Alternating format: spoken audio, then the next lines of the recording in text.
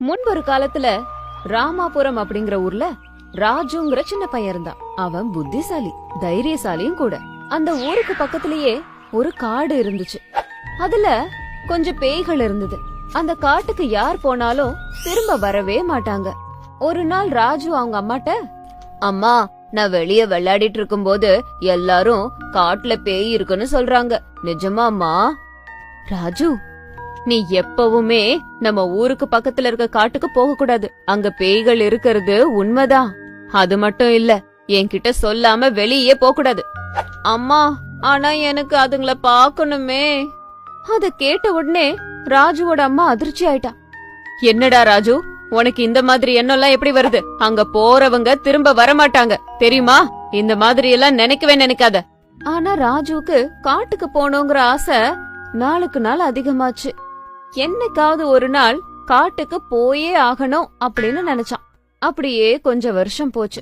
ராஜு வளர்ந்து பெரியவனாயிட்டான். ஒரு நாள் வீதியில நடந்து வந்த ஒரு பெரியம்மா அழுதுகிட்டே இருந்தாங்க. அக்கம் பக்கத்தினர் வந்து, என்னாச்சுமா, ஏன் அழறீங்க? நேத்து என் கணவர் விறகுக்காக காட்டுக்கு போனாரு. இப்ப வரைக்கும் அவரு திரும்ப வரல.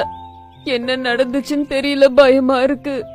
யாராவது போய் என் கணவர் எங்க இருக்காருன்னு பாருங்க. அப்ப அதுல ஒருத்தவங்க, ஐயோ, காட்டுக்கா? அங்க பேய் இருக்கிற விஷயம் உங்களுக்கு தெரியாதா? போனா திரும்ப வரமாட்டாங்கன்னு தெரியாதா? தெரிஞ்சுக்கிட்டே எப்படி போனாரு? நாங்க யாரும் போக மாட்டோம், எங்களுக்கு அந்த தைரியம்லாம் இல்ல அப்படின்னு அங்க இருந்து போயிட்டாங்க. அத பார்த்த ராஜுவுக்கு சந்தோஷமா இருந்தது. எப்படியாவது அந்த காட்டுக்கு போகணும் அப்படின்னு நினைச்சுக்கிட்டான்.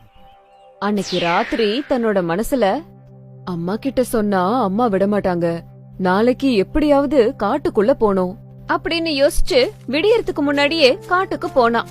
அப்படியே நடந்து காட்டுக்குள்ள போனான். ஆனா அங்க யாருமே இல்ல. எல்லாம் நிசப்தமா இருந்தது. ஆமா, இந்த பேய்ங்க எங்க இருக்கு அப்படின்னு யோசிச்சுக்கிட்டே நடந்து போய்கிட்டே இருக்கும்போது அந்த நேரத்துல ஒரு சத்தம் வந்துச்சு. அது என்ன சத்தம்னு கொஞ்ச தூரம் நடந்து கேட்டுட்டே இருந்தான். அங்க ரெண்டு பேய்ங்க பேசிக்கிட்டே போச்சுங்க. அந்த பேய்களை பார்த்த ராஜு அதுங்களுக்கு தெரியாமலேயே பின்தொடர்ந்து போனான். அதுங்க ஒரு இடத்துக்கு போன உடனேயே அந்த இடத்துல நிறைய பேய்கள் இருந்துச்சு.